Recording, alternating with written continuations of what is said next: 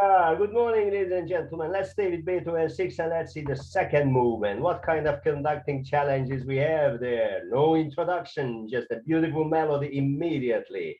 He gives a title for the music, seen at the creek, seen at the stream. Wow, because he said, I'm not a composer, I am a tone poet. So he gives a title like a poetry would have. And now let's see what kind of musical compositional devices he uses to be able to convey his message without a program.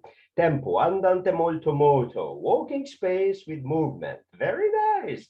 The meter 12A, which calls for the 4 pattern in conducting. We have a 6 bars beautiful melody, 2 plus 2 plus 2. Let's see how it might sound it on the piano when he played it at home.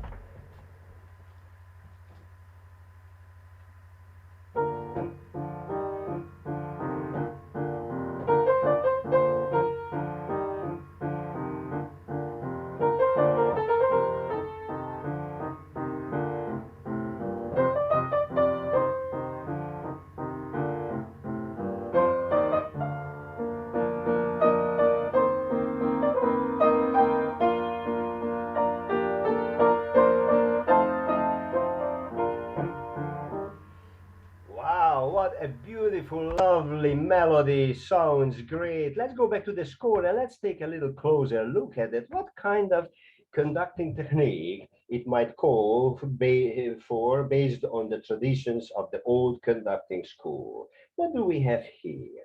We have, because the more you know, the more you hear. We have a beautiful melody on the first violin that calls for vertical conducting in the first 4 bars and changes for horizontal when the dynamical change, the climax comes. So in the first bar, you are active on 1, palm, passive on 2, and 3 on 4, you give an upbeat cueing, give space for the 16 notes, same concept. The figurative harmonic progression on the rest of the strings, including violin, 2, viola, and the cellos, very horizontal conducting. Dum taram tiram tam taram tam tiam tam tam tam tariam taram tarim pam pam. There's a bass pizzicato and the one that goes for a click, a preparation beat. Don't forget the function is to show the music one beat before how you want to hear in the next moment. So click, click, same as you want to hear. And we have the pedal notes on the horns. First 2 bars in the tonic, next 2 bars on the dominant, and the new material in subdominant and dominant with a beautiful crescendo climaxing on 1 with a forte piano that is not an accent. It's a dynamical contrast, don't forget it. And the woodwinds are coming in, strengthening the harmonic progression, so you have to cue those. So think about these all and squeeze these all ideas into one conducting gesture. And you always have to show the most important thing that is happening. Wow, a lot of challenges for conductors. You see, a lot of it's a complicated, a challenging profession. Let's see how the big conductors are doing it. I have some selections for us for this example. And let's see Mr. Jarvi, how he is doing the second movement.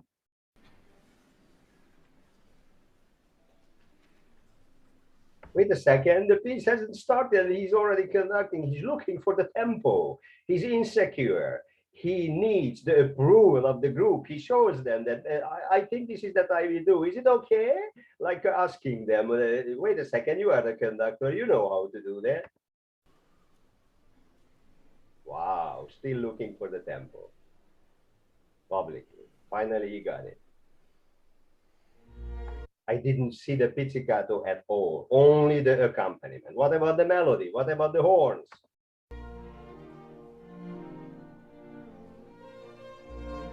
What about the melody? The violin, da da da dee. He didn't even turn to them. They are the melody. They are the most important musical material. It's called this homophonic texture, which means melody with accompaniment. The accompaniment, the rest of the group after, besides the first violin, is there to help to shine the melody even more. And he doesn't pay attention. Wow. Okay, he did something now.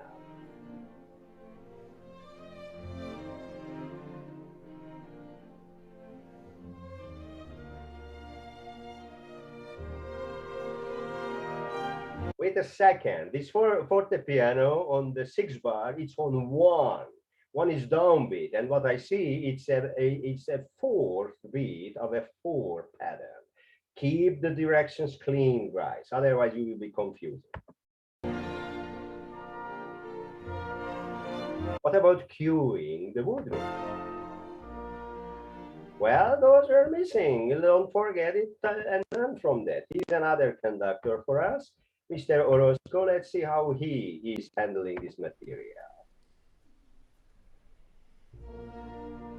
There was no pizzicato. Both hands give the same. Big, the dynamics is piano, and he conducts already forte. Okay, he turned to the first violin, and everything is still in his hand. And he's mesmerized with the accompaniment.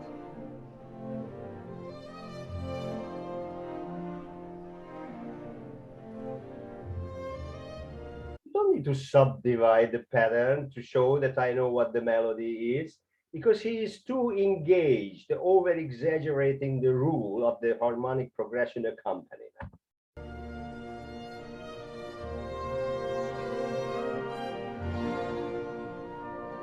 What about cueing the woodwinds? They were even late because he didn't cue them at all.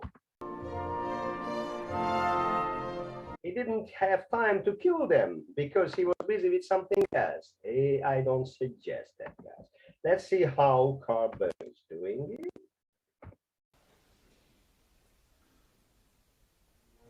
Very good. I contacted the double bass, turn there, show the one.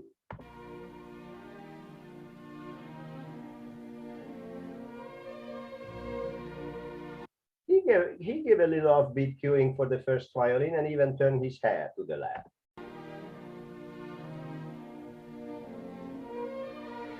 He gives space for them. You see, he even slows down his hand for the melody.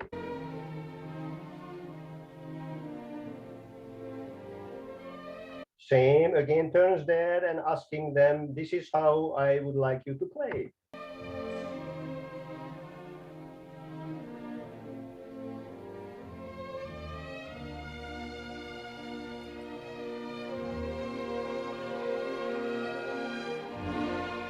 Very nice. It's a dynamical contrast, not an accent. Very clear. It's a pressure changing from forte to piano.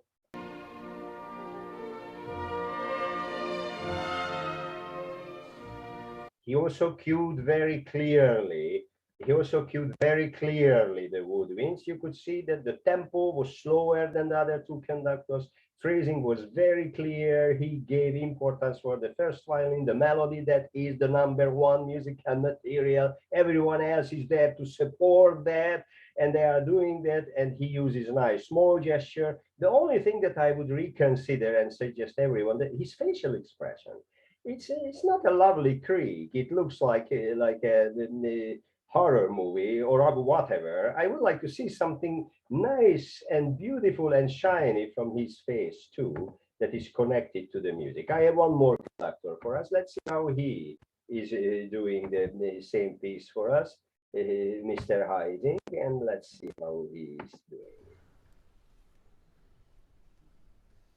Did you see that what he did? He turned around, he watched all the musicians who need to play, and he gave the pizzicato, and he even told for the cameraman, hey, show the basses, they are the most important because they are the one, they are strengthening, repronouncing the one of the piece. Very good.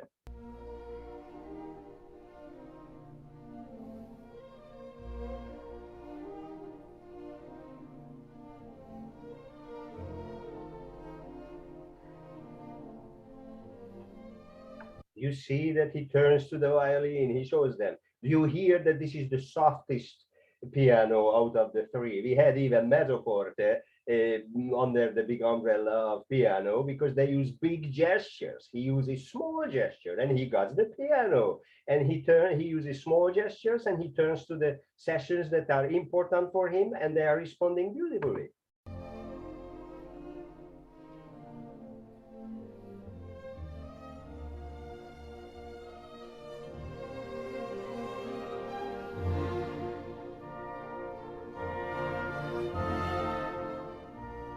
again, I am sure he showed the fortepiano, the climax beautifully, because we heard it was not an accent, it was a dynamical contrast. And again, I'm sure he cued the woodwinds because, as you can see, again, the cameraman went there very clearly to show these guys are the most important. So it was important for him, and he was telling them that you have to show them because that is important. So I'm sure he cued them. Very nice, very nice. You see how complicated the conducting is, and don't forget it. The more you know, the more you hear. And music makes people better. And I hope with my Hungarian accent you enjoy Beethoven even more. And I wish you a fantastic day. See you